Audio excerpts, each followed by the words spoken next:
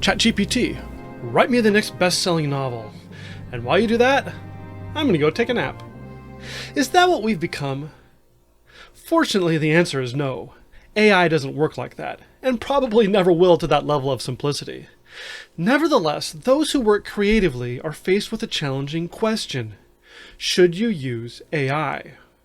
When we're bombarded with AI-optimized sofas, dust mops now with AI, cheese slicers AI enhanced, not to mention AI-drafted emails and letters, this tough dilemma reaches to the very heart of our creative endeavor.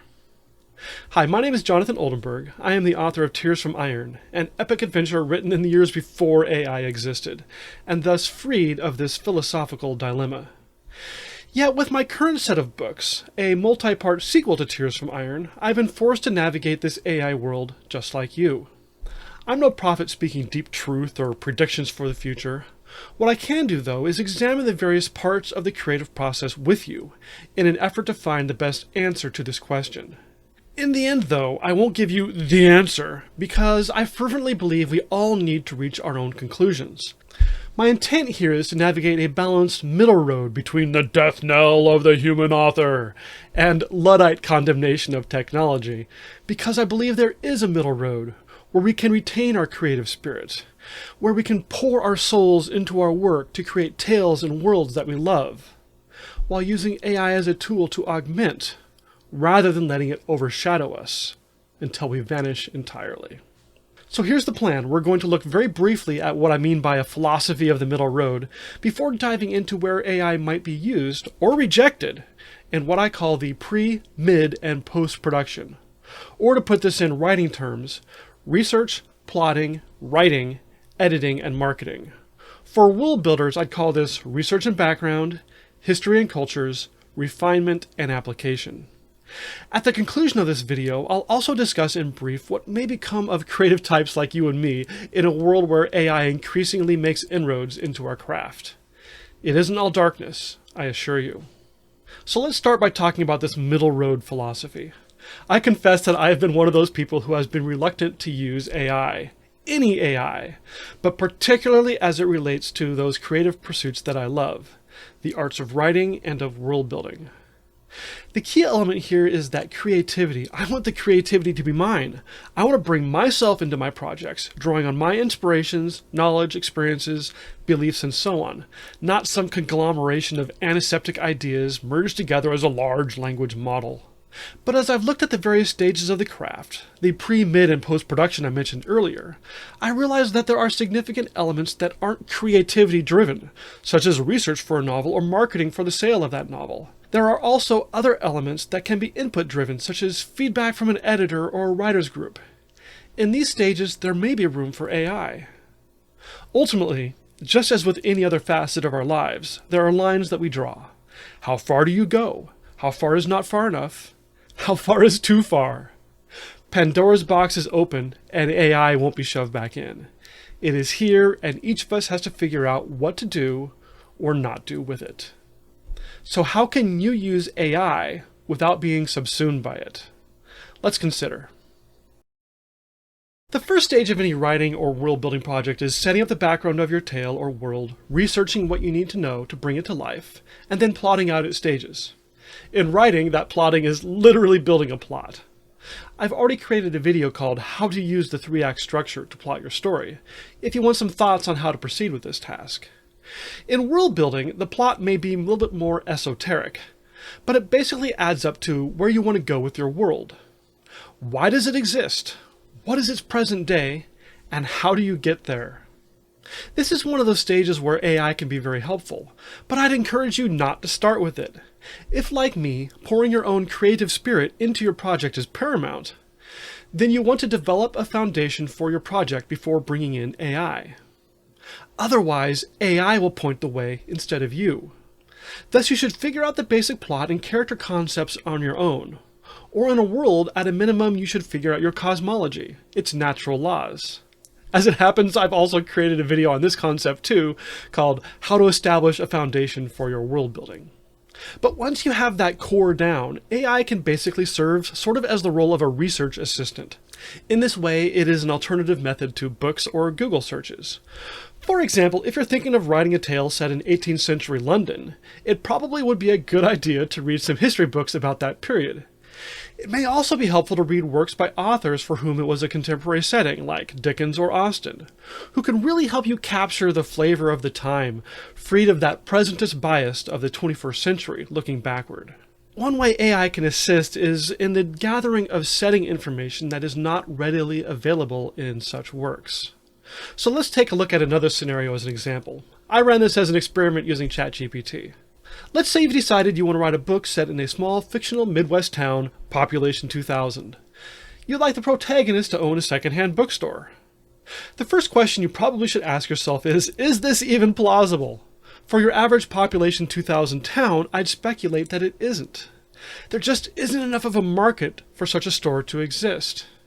You might immediately think of options that could make this more viable on your own, but AI can help you vet them or even posit other scenarios. The solution I came up with was to make this small town have a tourist attraction as well as being at the intersection of two major highways. But what did ChatGPT say? I posited this scenario. Would it be possible for a secondhand bookstore to stay in business in a small town, population 2000? It agreed that without any additional factors at play, this wasn't likely to happen, and gave a handful of options that included my scenario of the tourist attraction. Other options included having the shop double as a cafe, or maybe the owner is independently wealthy and just runs the store from a love of books, taking things at a loss.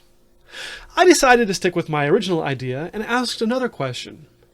How many tourists would be needed for such a shop to survive?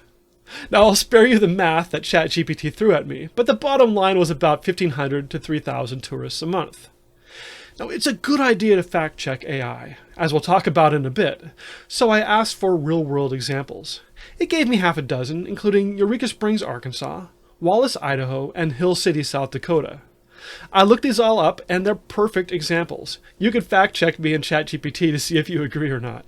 Now, at this point, I would let my creative spirit run its course, rather than relying on ChatGPT, though there might be additional things you might want to check out along the way if you wanted to, such as maybe age demographics or a list of businesses common to towns of that size. If you're a world builder, I think this works as a great example too. You can check all sorts of plausibility elements for empires, kingdoms, cities, villages, or frankly, any other sort of data-driven aspect of world building. But turning back to the writing concept, I could ask ChatGPT to develop personalities for the various inhabitants, potential plot conflicts, and so on. But this is getting into that line I don't want to cross. If I was to write a tale in this setting, I would want to come up with these on my own. But maybe your line is in a different place. Or perhaps you have some ideas, but you're not sure if they'll hold up. Or perhaps it might be that you've come up with half of an idea that you can't quite bring to fruition. AI can help fill in those gaps. In the earlier part of this example, like I mentioned, AI is basically a research assistant. In this stage here, AI can be like a buddy you can brainstorm with. Now, if you have such a buddy, you might prefer to go that way. I know I generally do. But if none of your friends are available or have this creative spark, then this is a great way to shore up your weaknesses. And that's really what I think AI comes down to. If you figure out where you want your line to be, then you've established your realm of the creative spirit, ensuring that which you sculpt together is something you are proud of, that it is alive with your imagination, and all of the creative energies that you can bring to bear. But we aren't all experts on everything. I certainly am not a guru on small town demographics or business survivability models. A moderated use of AI keeps your passions yours while using AI to shore up those supporting areas where you are weaker. So let's talk briefly about plotting and that aspect of pre-production, though I'll skip a complex example here. Following the vein of what we've talked about already, I would encourage you to develop your own plot for your story. If it is to be your creative masterpiece, a manifestation of all of those passions you desire to put on the page, then this really should be yours. From a world building perspective, it's pretty much the same. You should know where you want to go with your world. If you put this key element of your project in the hands of AI, then the core of what it is ceases to be yours. Could you create a great tale or fashion a vibrant world anyway? Yeah, you probably could. But ask yourself if you would want to. Would the project still feel like it's yours? You may find your passion for it slipping away. Yet even with this warning, there is a possible place for AI at this stage. Let's say you've figured out the tale you want to tell and developed the basic plot line. Once that's done, you could plug it into AI and ask if the sequence of events makes sense. At this point, you have your story concept, so you're just using AI as a sort of pre-editor to point out any gaps, deficiencies, or blind spots before you delve into the writing. Or alternatively, perhaps you have your plot mostly figured out, but maybe there's a missing piece. You can't figure out the turning point where it all goes wrong. Or maybe you can't figure out how to weave those disparate parts back together into the climax that you've been envisioning. Just like your brainstorming buddy from before, AI can help troubleshoot and offer solutions. Because the spirit of the story is yours, allowing a measured amount of AI input at this point isn't surrendering your story. Your hand is firmly on the steering wheel. You're using a tool to help you hone and tighten your craft. But what about that fundamental element of the tale, the actual writing of the novel? How can you use AI at this point without losing that which makes it yours? This is where I personally have no interest in using AI at all. Writing is the craft. This part is the core of the creative process, and I want to offer what I have to the task, creating something that is mine, that I am proud of, and that others will hopefully enjoy as well. Writing is hard, and improving your writing takes a lot of time and effort. But it is worth that investment, not just because the final product is yours, but also because you will have developed the skills needed to assess the final quality of that product. If you don't know how something is made because you rely too heavily on AI, then you won't have the skills you need to identify when it is falling short. This is where we reach another one of those truly challenging aspects of this discussion. For example, you might say, Jonathan, a few minutes ago you talked about using AI to shore up your weaknesses while using your own strengths. I am great at coming up with story ideas, but no matter how hard I try, I can't write. Are you telling me that I am unworthy to tell the stories that I want to tell? That is a fair challenge, and I have two answers for you, which are ironically somewhat conflicting. Now, my gut answer is to encourage you to keep on working at it. Since writing is the heart of the craft, in order to make it yours, keep on striving. Multiple veteran authors have commented that it takes about 1 million words to truly become proficient at the art. This isn't something you can just fall into, despite the instant gratification world we live in right now. I believe it is worth that effort, because when you are done, you have something that you have built. It is a wonderful feeling. But my second answer is that my gut response may be too harsh. I get it. As a personal example, I can't draw. I really wish that I could, but I am terrible at it. Indeed, one of the reasons I write is that I can't draw, prompting me to flip that classic saying on its head. 1,000 words is worth a picture. Now, theoretically, I could have attended numerous art classes to learn how to do so, and perhaps eventually I would be able to draw something that I'm proud of. But do I have the time and the money at this point? Instead, I've learned that the best I could manage is stick figures. I've actually owned that skill level, and I've had a lot of fun with it. But such artwork will never be lifelike, nor will it be able to capture that gravitas that I yearn for. Because of that, I found some great pleasure in using Midjourney AI to create those images that I am incapable of building myself. With it, I was able to prompt artwork of Vistus and Inanna and several other characters from Tears from Iron in a style that I really like. I also use Midjourney for the thumbnails and other images on this channel. I'm not monetized, and I don't have a personal budget to go out and hire artists for the task. And I have a deep personal loathing of soulless stock imagery. But that's a tangent I'll avoid for today. The line here is that I'm not trying to make money off of my Midjourney images. There are tools to help with the actual creative act that is my focus. The content creation for this YouTube series, for example. But ultimately, that's just me. We each have to draw our own lines. If you really want to tell a story and you don't believe you'll ever have the ability to give it the quality it deserves on its own, then who am I to cast aspersions if you use AI to help you achieve that dream? So what about when the story is done, or at least the first draft? Or you have sculpted a world sufficiently for you to begin using it for the purpose for which it was intended? writing stories, making games, so on and so forth. Unlike mid-production where I shunned AI, it is at this point where I am most likely to use it. The reason here is that once I have reached this point, my creative outpouring is largely complete. Post-production is that stage where you polish what you've got to make it as clean as possible. Now I can think of two ways AI can assist here, though there may be others. The first of these is fairly similar to what we looked at already in the research stage of pre-production. That is fact verification. This naturally only applies if realism and plausibility are important to you. If you're a world builder who doesn't mind having regions of intense snowbound wilderness adjoining tropical swamps, then it probably isn't that critical to you. I'm looking at you, World of Warcraft, and yes, I realize it works for you. Or if you're an author who doesn't mind having West Point graduates flying fighter aircraft, never minding that West Point is Army's academy and that Army has no fixed-wing fighter aircraft. Yes, this is really a book. I don't recall the name, fortunately. But anyway, if you're that kind of author, then realism may not matter for you either. But this verisimilitude, this simulated realism, is very important to me because I've found that internal consistency creates the richest tales and most compelling worlds. I've also found that this stage of the process is a great place to check assumptions.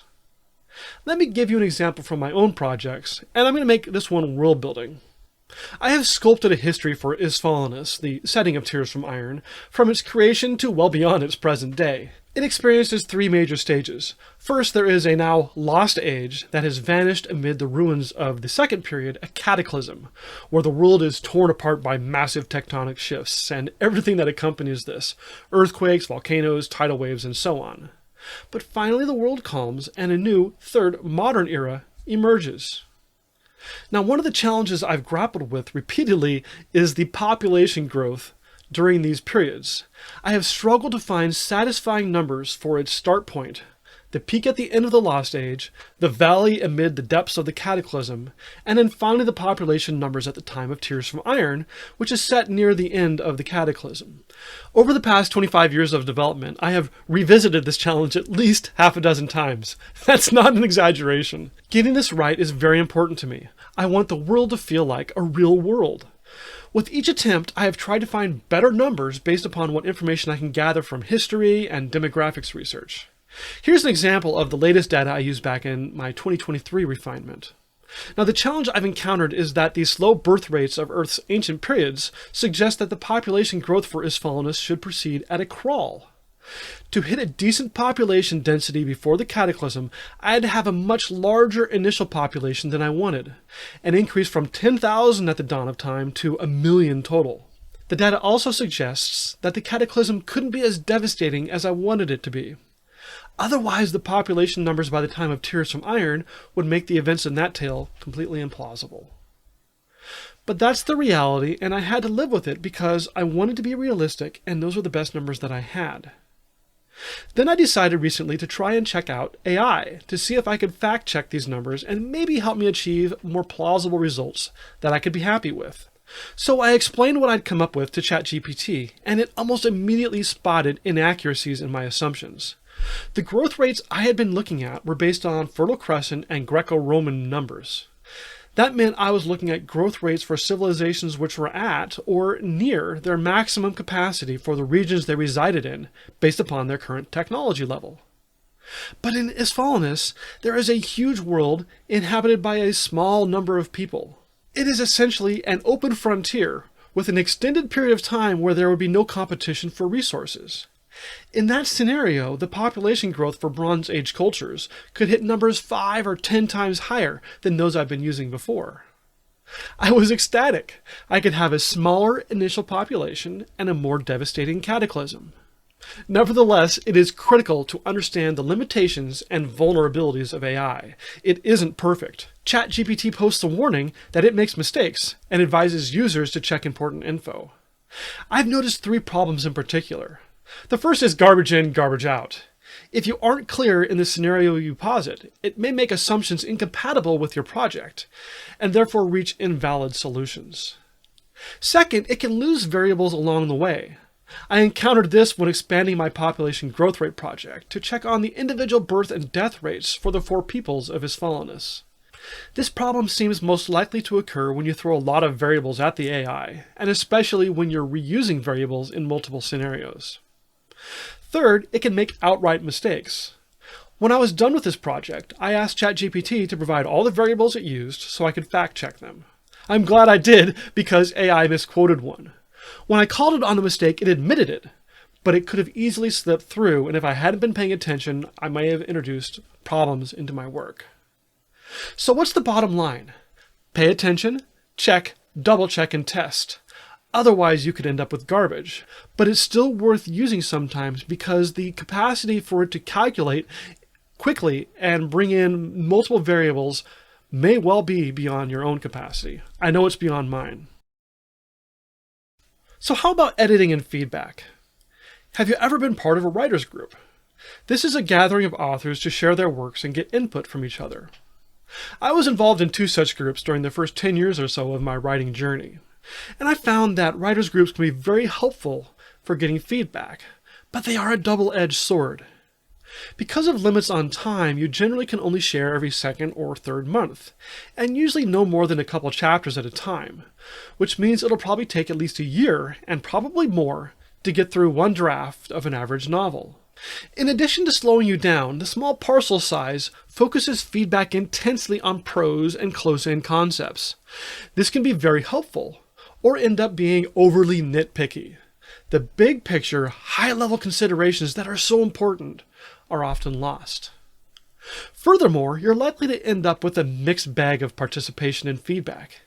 If you're fortunate like I was, you'll have 1 or 2 people who are brilliant, perceptive, and spend a lot of time giving you quality feedback.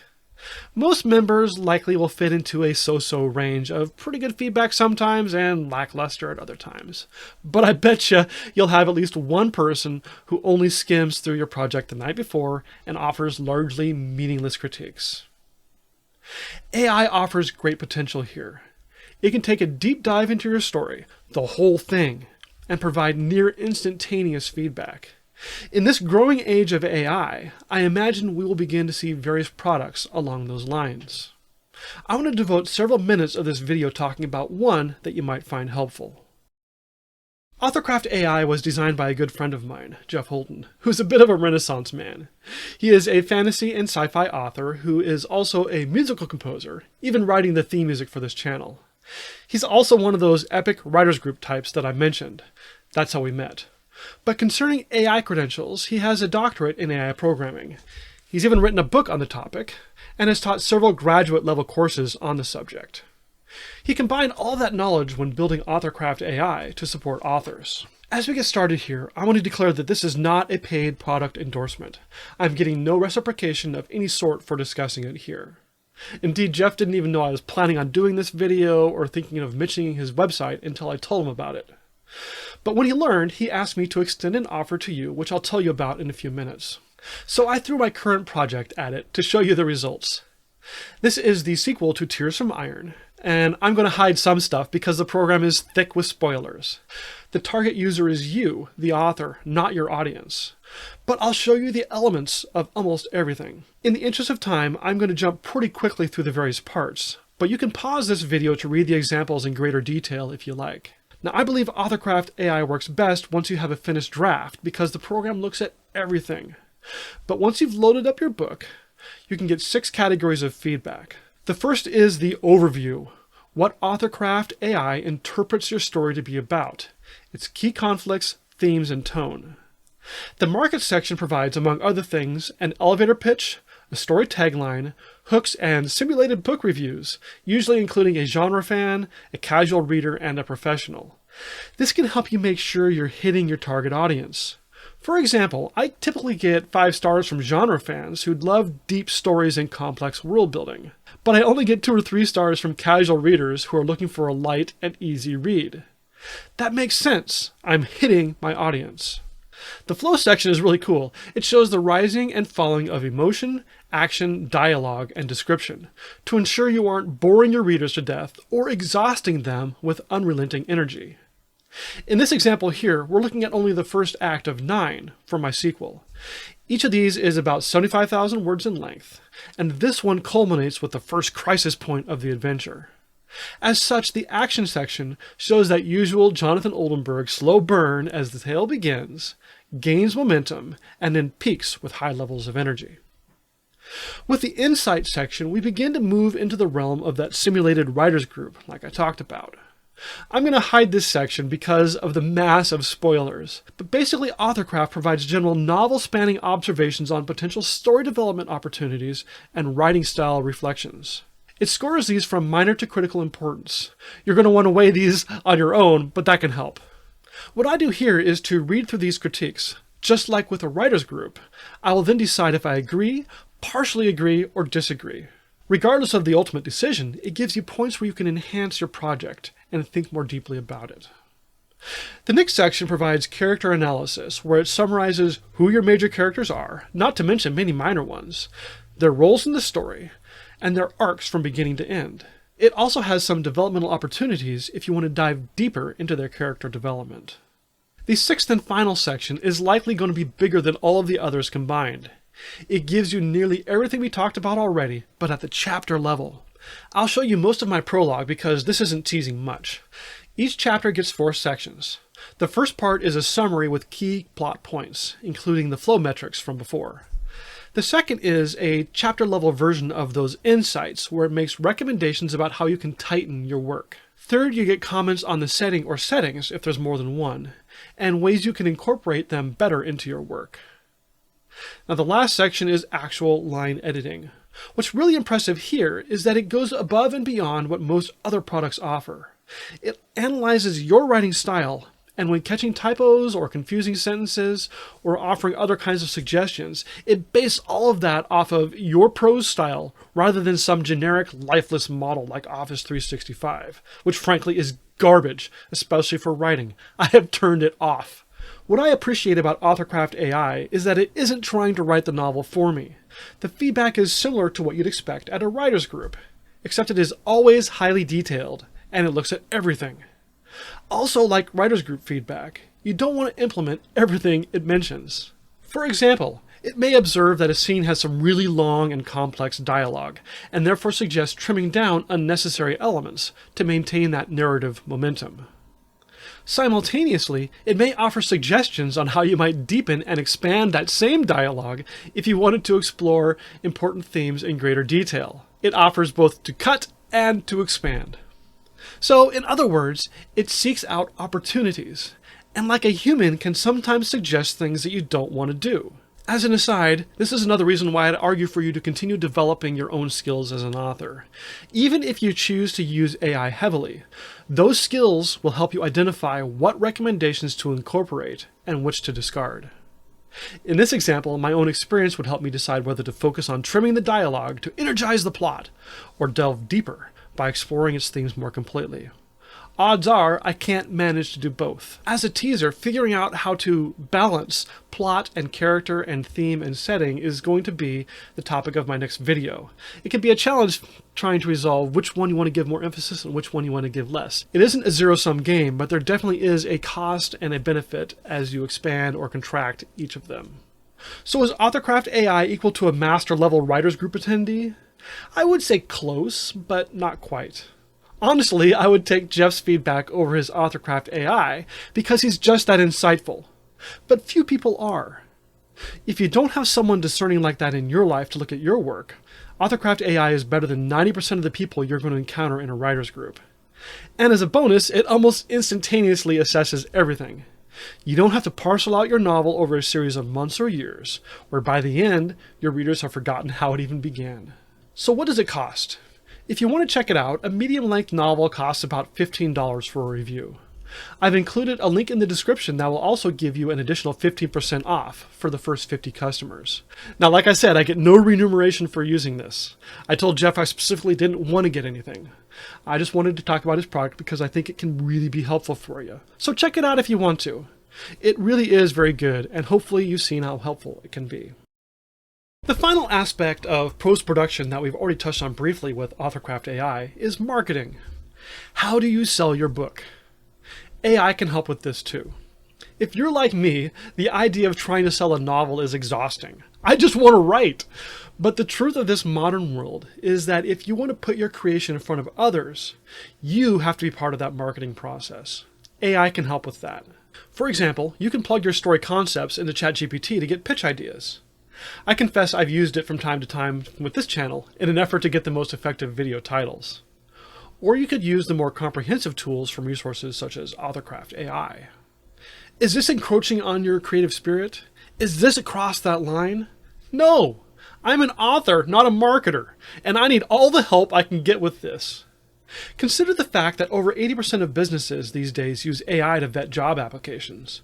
And from what I can tell from some basic research, about half of publishers are already using AI in their screening process. In this world, the bottom line is that to fight AI, you may have to use AI. It may be the only way to get past those digital gatekeepers on the way to publishing. The last topic I would like to cover is some contemplation on where we're going. In 1925, B.H. Little Hart, who was one of those innovators of armored warfare, published a book called Paris, or the Future of War. Inspired by the rash behavior of Paris, who abducted Helen of Troy and triggered the Trojan War, he warned against pride and emotional reaction in strategic thinking, as well as the dangers of only considering the short term. When thinking about AI, and for that matter, everything else, this warning against pride, emotionalism, and short-term thinking is just as important. Thus, as a doff cap to that work of a century ago, I'm calling this section Paris, or the Future of AI. But ultimately, I must confess that the greater part of this idea came from a conversation I had with Jeff Holton during a discussion with him on his AI tool. His thoughts were so good that I wanted to offer a rendition of them here. Now, it may be that AI will eventually be able to craft a complete, well-written novel without any human input whatsoever. I dread that possibility. But even if it arrives, does it doom the human author, who may take years to do what AI can do in minutes or seconds? Perhaps not. AI is drawn from large language models, with which it captures the human experience as the sum of its many parts. But AI cannot speak from personal experience like a human can. It is unlikely that, even at its maximum capacity, it will be able to capture the soul of what it is to be human. Thus it may be that the trash novelist of the future will be out of a job, a truth for which I will shed no tears. But for those of us who still seek to write with gravitas, drawing from the depths of true human experience, we will continue to be able to reach an audience in a way that no AI ever will. And those readers who still yearn for that contact with a truly human voice will continue to turn to authors who can offer them such tales. We shall continue to speak human to human, soul to soul. AI does not end that. Now, as we come to the end of this video, it is my hope that I have offered you some possibilities on where you might draw your own line in the sand of AI. Weigh what I've said, along with what others say, and even more importantly, your own philosophical beliefs and goals concerning the craft. Come to your own conclusions. The best advice I can give is for you to employ your own creative ideas first. That way you are driving your efforts, and not the AI. Once you have that, though, AI can shore up your weaknesses, fact-check plausibility, point out inconsistencies or areas of potential refinement, and so on.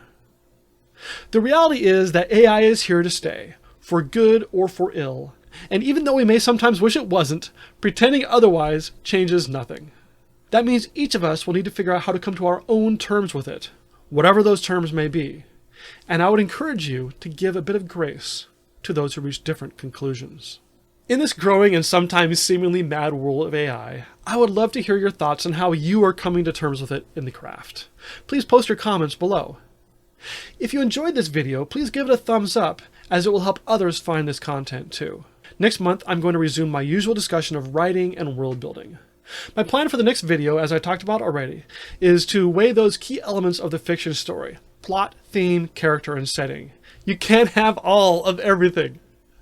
After that, I probably will be discussing the role of magic in fantasy worlds. So subscribe to stay up to date on this content. And with that, all that remains to say is goodbye and have a good day.